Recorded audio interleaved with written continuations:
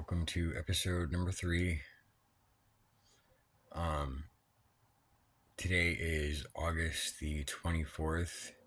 This entry would be for August the 23rd. I didn't end up doing it last night. I got busy doing stuff.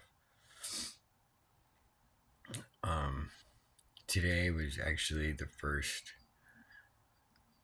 calm-ish day since Nadine has been back. Or yesterday, I guess.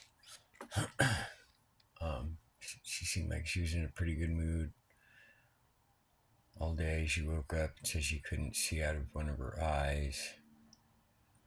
And like in journal entry number 2, she went to the hospital, had me drive her to the hospital, and ended up leaving without their consent. Had me come pick her up. She is asleep on the crash pad downstairs right now. And for it being such a calm day, as far as us not arguing or anything like that, we went to a thrift store, we went out and got lunch together. Because we weren't fighting, like my brain wanted to make it a time to reflect on stuff that's happened in the years of us being together that more or less reassured me that narcissistic personality disorder is a factor in our relationship now. I can't tell you whether or not if it's just regular old narcissism. I'm not a doctor. But just the constant flipping of moods, and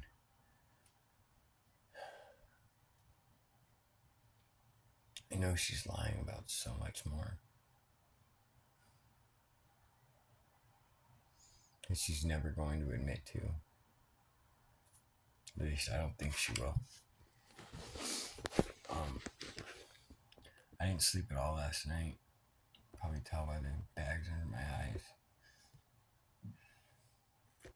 Sleeping has been very hard for me lately.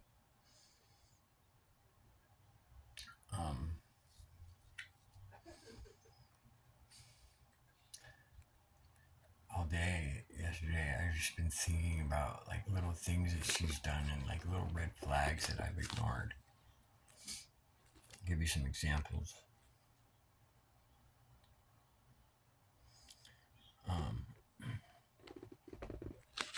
So the first red flag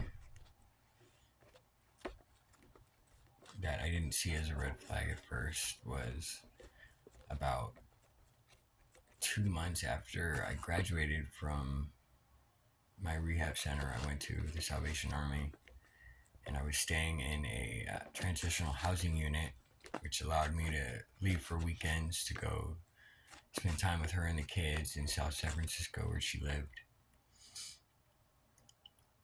And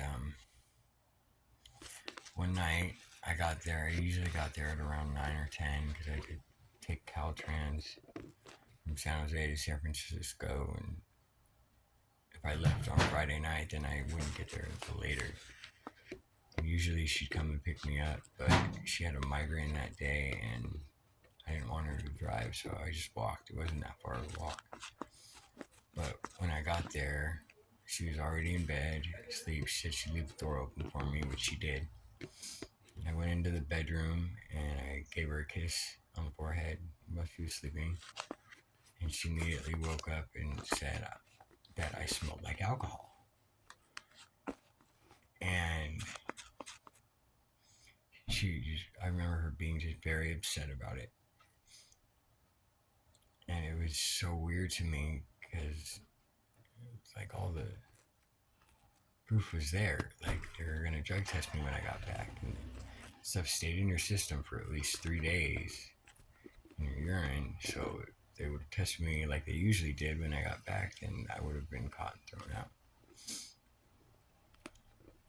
And I mean, I understand that, my history of substance abuse, anybody would jump to that conclusion, but I couldn't smell what she was talking about. I didn't, we're not even allowed to wear cologne there because it would pick up on the breathalyzer. And I panicked and I was running around wherever I could to try to prove to her that I wasn't drinking. I even wanted to call the cops and have them come give me a breathalyzer test. I was willing to do anything to prove to her that I wasn't drinking. And she just didn't believe it and told me to get in bed and talk about it in the morning, and did, and I was just up all night, kind of crying, whimpering, and woke up the next day. She really didn't have anything to say about it, almost like it didn't happen. And I remember that's the first time I'd been that scared. I didn't put, the narcissism in there. Even I was worried he was delusional. And yeah, that was just the first time.